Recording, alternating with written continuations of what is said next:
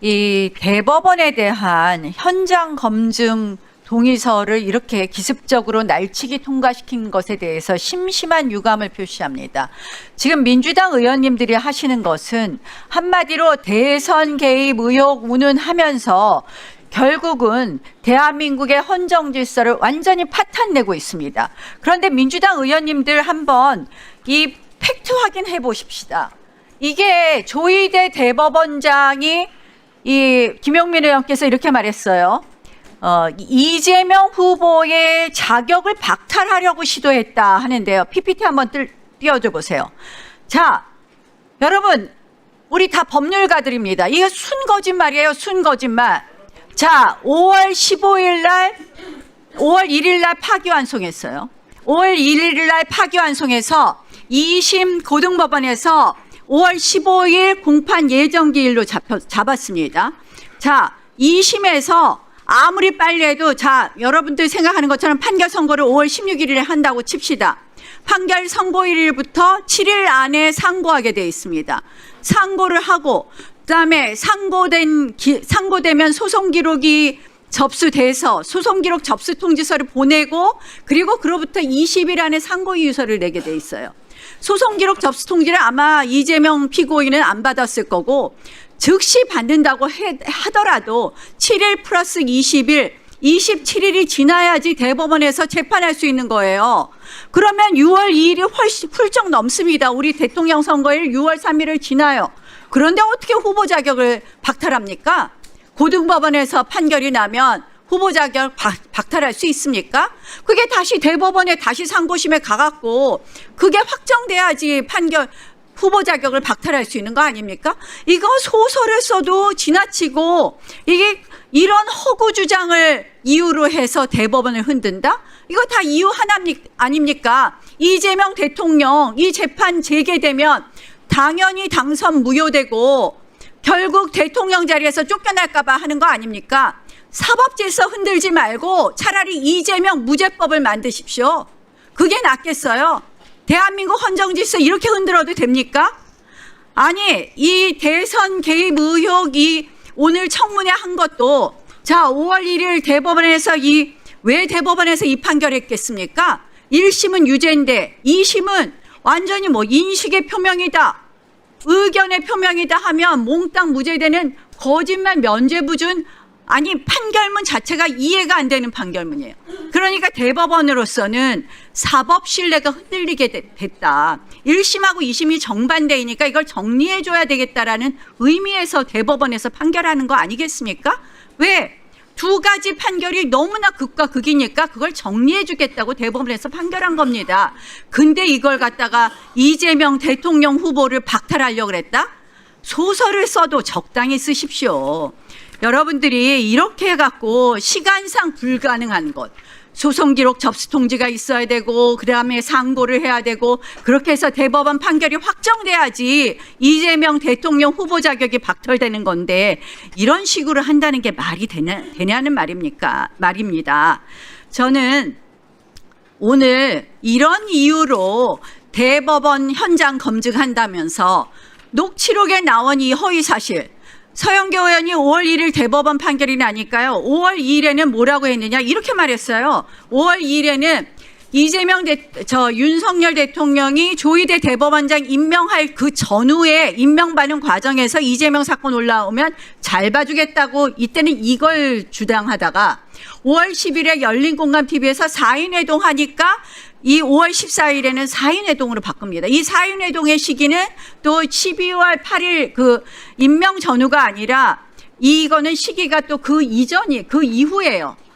이렇게 시기도 왔다 갔다 하는 거를 이렇게 제기하시는데 자, 이거를 법원에서 현장 검증하려고 그러고 이거 이거 사실관계 밝히려면 열린공감TV 정천수는 왜 증인에서 뺍니까? 오늘 이 증인 명단 보니까 정선수는 뺐더라고요. 이건 뭐냐?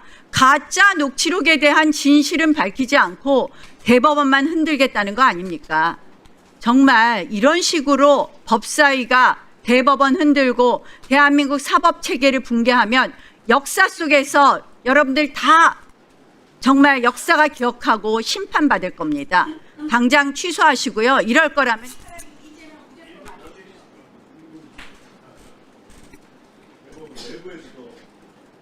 네, 또 토론하실 위원님 계십니까?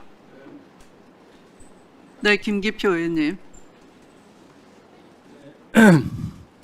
나경원 의원께서 진짜 모르고 저렇게 말씀하시는 것인지 알면서도 그렇게 얘기하시는 것인지 궁금합니다. 계엄 때 윤석열 내란수계하고 통화까지 했던 분이 그걸 몰랐을까 의문이 드긴 하는데요. 어?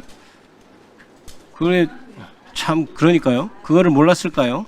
그리고 민주당 의원들이 내란 방조 이렇게 얘기하는데 내란이 아니라고 얘기하는데 일단 내란을 인정하는 거네요. 그 방조라고 주장하는 거는. 그죠? 내란은 인정 이미 그러면 국민의힘에서는 내란이라고 하기로 당 차원에서 이렇게 결정이 된 건가요? 민주당 의원을 방조라고 얘기를 하는 거면? 처음에 민주당 의원들이 계엄 얘기를 한 분들이 있었어요. 그것을 같은 당 의원들도 다 소설 같은 얘기라고 생각했습니다. 그런데 불과 몇 달이 지나서 이 대한민국 이 땅에 그 소설과 같은 일이 발생했습니다. 우리들이 그 당시 어디 방송이나 나가서 정상적인 법조인의 어떤 상식으로 얘기를 했을 때 건건이 다 틀린 결과가 지난 12월 4일 이후에 최근까지 벌어졌던 일이었습니다. 대한민국에서 말이죠. 상식에 벗어난 일들이 연속됐습니다. 그런 일이 일어나고 있었어요. 조희대 대법원장이 오기 전 대법원에서는 이른바 그런 상식적인 얘기가 가능했죠. 그런데 그럼 역설적으로 이렇게 물어봅시다. 그렇게 해서 이재명 후보를 이른바 속된 말로 날릴 생각이 아니었으면 역사적으로 그렇게 무리하게 왜 이틀 만에 결정해서 대법관들한테 결정받고 판결문 일주일 만에 써서 판결하고 그 다음날 바로 고등법원에 보내서 배당까지 하고 집행관 송달 촉탁까지 했습니까? 그게 아니면 그렇게 총두리째 사법부 독립을 흔들 그런 역사적으로 엄청난 과오 있는 일을 왜 했겠습니까? 그래서 나경원 의원께서 얘기한 대로 우리 법조인 출신들은 야 상고이유서 있고 이런데 이게 가능하겠냐 이런 얘기를 했었는데 그때 당시에 그렇게 대법원과 고등법원이 짜고 제가 아까 말씀드렸듯이 아마 대법원에 저는 지시가 내려갔을 것으로 추측을 합니다만은 그렇게 해서 고등법원이 바로 그 다음날 재판 일정 통지하고 집행관 보고 가서 일정 통지해라 할 때는 일단 고등법원에서 빨리빨리 선고하고 바로 상고이에서 제출 기간도 두지 않을 것이다. 그러면 대법원에서 그런 결정을 할 때 과연 치유할 수 있는 방법이 있는가? 이런 논의까지 있었습니다. 저는 형사소송법이 있었죠. 그런데 그것을 지키지 않으면 어떡합니까? 그래서 재판소 얘기도 나오는 겁니다. 대법원에서 명백하게 규정된 대법원에서 만약에 명백하게 규정된 형사소송법의 규정을 지키지 않을 때는 어떻게 견제해야 되는가? 아무 견제 방법이 없죠. 그래서 비로소 대한민국 국민들이 재판에 대해서도 이거 헌법소원 해야 되는 거 아니냐 이런 논의가 생기게 된 겁니다. 지금 마치 대법관 증언을 얘기하고 재판소원 얘기가 흘러나온 것이 마치 민주당에서 대법원을 사법부를 흔들기 위해서 하는 것이라고요? 그것을 자초한 사람들이 누굽니까? 아 대법원이 법을 안 지키면 뭔가 견제해야 되겠다. 그럼 재판소원 필요한 거 아니야? 논리적으로? 이렇게 생각하게 만든 사람이 누구예요? 예? 그리고 그럼 2심 판결이 이상하면 나경원 의원님 2심 판결이 이상하면 대법원 전원합의체 회부해서 이틀 만에 결정해서 내립니까? 이상하면 더더욱 이상하다고 생각하면 더더욱 꼼꼼히 따져보고 더더욱 충분히 토론하고 해야죠.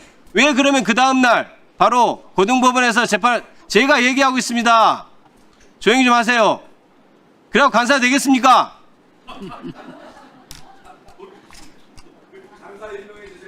간사 임명 절대 안 됩니다.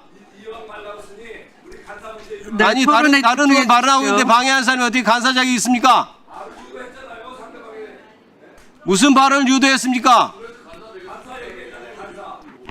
어찌됐든 그 방해하지 마시고 자 보십시오.